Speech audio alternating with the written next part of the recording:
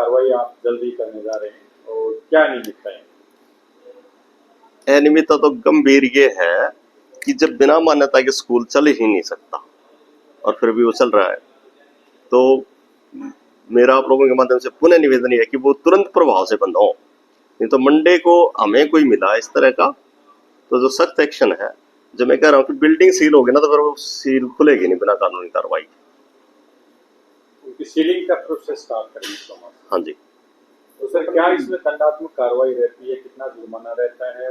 RT act तो ये कहता है कि फर्स्ट वायलेशन पर 1 लाख जुर्माना है, फिर पर डे वैसे तो 25,000 है, पर उससे पहले अगर वो बंद कर दें तो बेहतर है।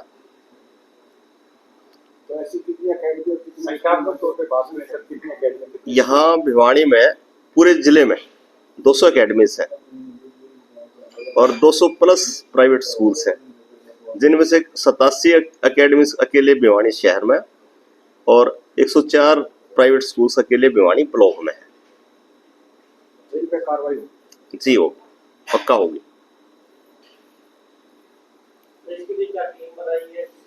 अभी हमने क्लस्टर हेड्स को लेटर लिख दिया है, बीओस को, अपने क्लस्टर हेड को साथ लेके इनको बंद करवाने की कार्रवाई तुरंत शुरू कर दें।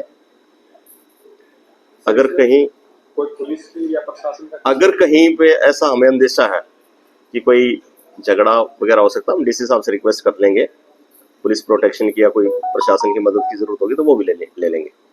वैसे ही चल जाता तो ठीक है। कितनी टीमें सर लगभग पर ब्लॉक में वैसे तो मेरे ख्याल में हमारी 54 के करीब शायद क्लस्टर्स हैं, सभी क्लस्टर में 8, 10, 12 स्कूल्स आते हैं हमारे सरकारी, आसपास के 3-4 गांव होते हैं, तो उसके लिए इजी होता है फील्ड में काम करना। हम कितनी लगभग पहुंच जाएंगे। प्राइवेट स्कूल एसोसिएशन हरियाणा की एक सोच है कि हरियाणा का बच्चा चाहे वो सरकारी स्कूल में पढ़े चाहे वो प्राइवेट स्कूल में रिकॉग्नाइज स्कूल में पढ़े, ये जो अवैध रूप से बच्चों को छोटे छोटे कमरों में अवैध रूप से रखा जाता है, उनके ऊपर मानसिक प्रेशर डाला जाता है, जहां जिन बिल्डिंगों में किसी भी प्रकार की कोई व्यवस्था नहीं है, एकेडमी के नाम पे मोटी फीस जो लोग लेते हैं, प्राइवेट स्कूल एसोसिएशन उसका हमेशा से विरोध करती रही है और इनके खिलाफ कार्रवाई होनी चाहिए। हम ये डिपार्टमेंट से हमेशा मांग करते आए हैं। हमने केंद्र की सरकार से कानून भी बनाया। केंद्र की सरकार ने स्पष्ट शब्दों में ये कहा है कि 16 साल तक का स्कूल गोइंग बच्चा स्कूल टाइम में स्कूल में हो। और ये जो एकेडमी की रजिस्ट्रेशन की जहां तक बात आती है, ये थोड़ा सा एकेडमी वालों को भी गलतफहमी है और लोगों में भी ये गलतफहमी है। रजिस्ट्रेशन के बाद एकेडमी चलाने की उसको रजिस्ट्रेशन नहीं है, वो कंपटीशन एग्जाम की अगर तैयारी करवाता है तो उसका रजिस्ट्रेशन उसको करवाना पड़ेगा और वो 3 बजे के बाद स्कूल टाइम के बाद वो एकेडमी अपनी चला सकता है, वो भी कंपटीशन एग्जाम के लिए, ना कि वो स्कूल के रूप में। जैसे आपने देखा होगा शहर में कई जगह तरह तरह के बोर्ड लगा रखे हैं, नर्सरी से 12वीं कक्षा तक ये शिक्षा दी जाती है, आईएएस पढ़ाया जाता है, आईआईटी की क्लियर करवाई जाती है। तो इस प्रकार का जो भ्रम में डालने वाला प्रचार प्रसार ये एकेडमियां कर रही है वो गलत है। हरियाणा का बच्चा अच्छा पढ़े, अच्छे संस्कार हो और वो स्कूल में पढ़े, ये सोच प्राइवेट स्कूल एसोसिएशन की है।